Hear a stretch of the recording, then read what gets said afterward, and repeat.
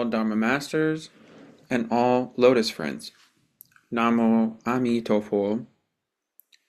Tonight, we are going to go into an interesting teaching that answers a question you may not have even thought to ask, which is, why are there three separate Pure Land Sutras, and what is the difference? For those of you who are not too interested in studying scriptures or sutras and just prefer to simply recite the Buddha's name, don't worry, you'll be surprised to find that with all of the Buddhist texts out there, a simple Amitabha reciter is doing exactly what the Buddha intended to encourage us all to do.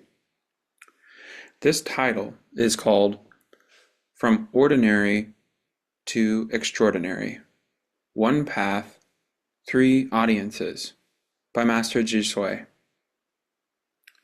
Tonight we'll go over Part A, finishing a second and final half next weekend. Three principal sutras underpin the Pure Land path. They are the Infinite Life Sutra, also called the Longer Sutra, the Contemplation Sutra, and the Amitabha Sutra, also called the Shorter Sutra. They serve as the doctrinal basis and practical guide for all practitioners of the Pure Land school. Although in all three sutras, the Buddha teaches the same path to rebirth in Amitabha's Pure Land, he addresses a unique primary audience, the person most ready to understand and embody that specific teaching in each assembly. Let's examine it closely. The three audiences and three purposes. Who are the primary audiences in the three sutras? In the Longer Sutra, it is Bodhisattva Maitreya, a sage at the penultimate stage before Buddhahood. In the Contemplation Sutra, it is Queen Vaidehi, an ordinary woman burdened by afflictions. In the Shorter Sutra, it is Venerable Sariputra, foremost in wisdom among the Buddha's disciples. They each perform a different role and achieve different purposes. First, we analyze the Infinite Life Sutra and supreme benefits. The Longer Sutra focuses on the extraordinary benefits and merits of the Pure Land path.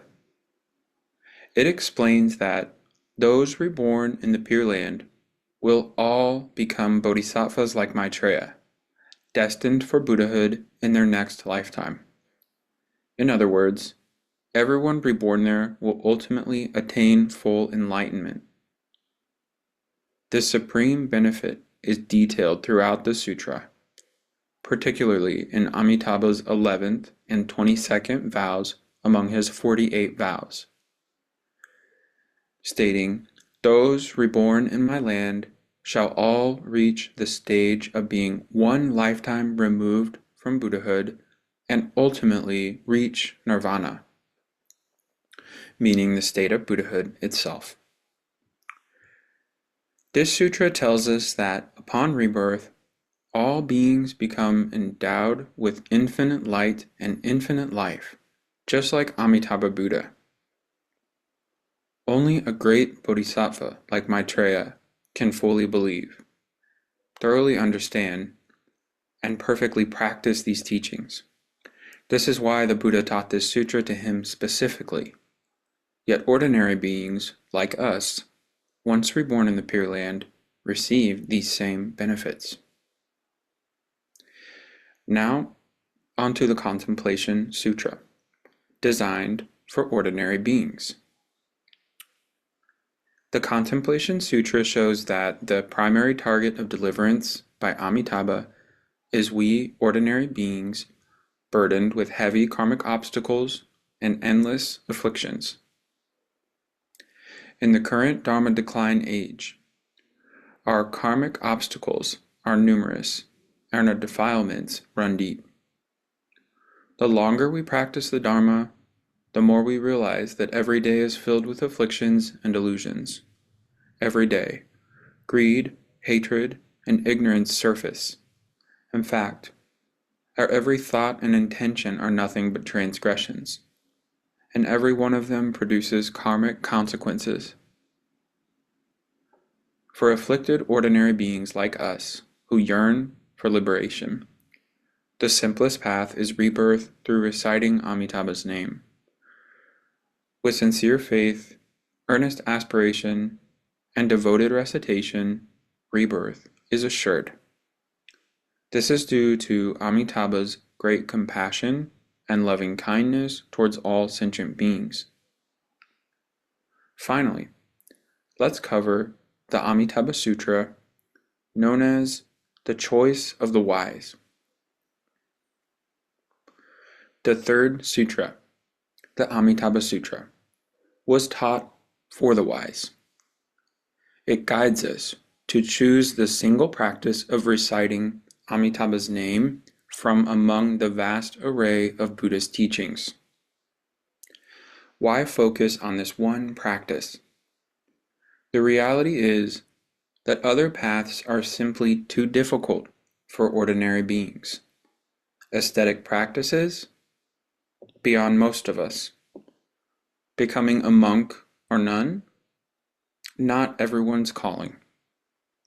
And sure, you might say, but I can practice at home. And true enough. But let's be honest. Surrounded by worldly temptations and wrestling with greed, anger, and illusion, how far can we really get? The traditional requirements, generating bodhicitta, accumulating merit, undertaking arduous practices, are tall orders for most of us.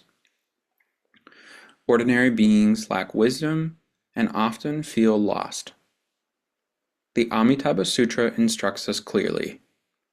Choose exclusive Amitabha recitation. Upon hearing of Amitabha Buddha, one should single-mindedly uphold his name. All other practices yield comparatively limited merit and should be relinquished. Only those with true wisdom choose this path, which is why it was taught to Sariputra, the wisest disciple. Of all Buddhist practices, the Pure Land path of Amitabha recitation is the simplest, yet most beneficial.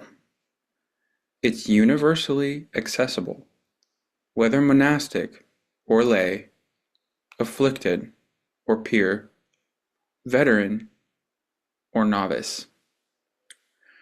The Infinite Life Sutra reveals its unparalleled benefit.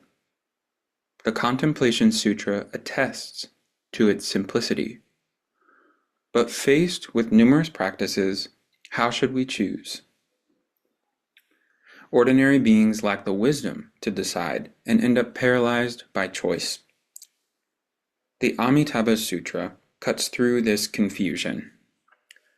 Upon hearing of Amitabha Buddha, single-mindedly uphold his name. Everything falls short. Let it go. Here's the thing.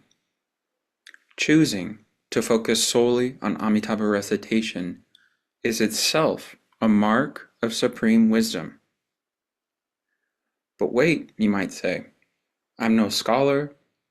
I can barely read the sutras. I don't understand half the doctrinal concepts. Where's my wisdom? Your wisdom lies precisely in your choice to recite the name of Amitabha Buddha. This simple act is profound wisdom in action. Think about it. Sariputra, foremost in wisdom, chose this path above all others. He let go of everything else to place complete faith in Amitabha's 48 vows. As the Amitabha Sutra states, all beings should believe in this scripture of inconceivable merit, protected and kept in mind by all Buddhas. This will be the end of the first half of this sharing.